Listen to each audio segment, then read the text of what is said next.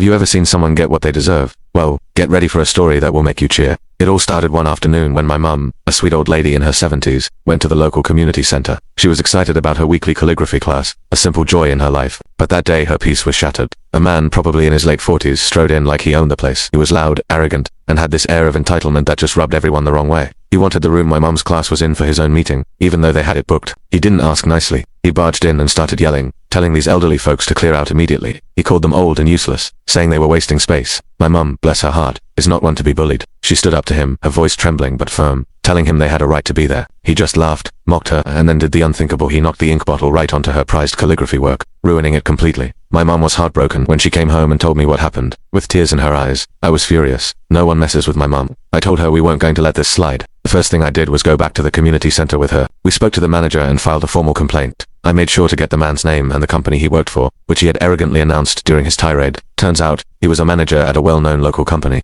I didn't stop there.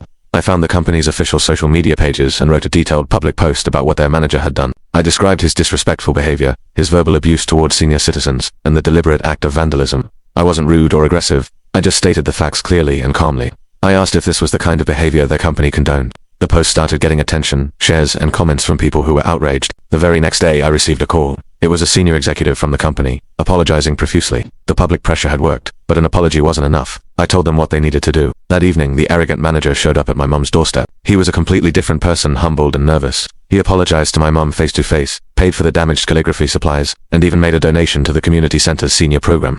He also had to write a public apology on the company's social media page.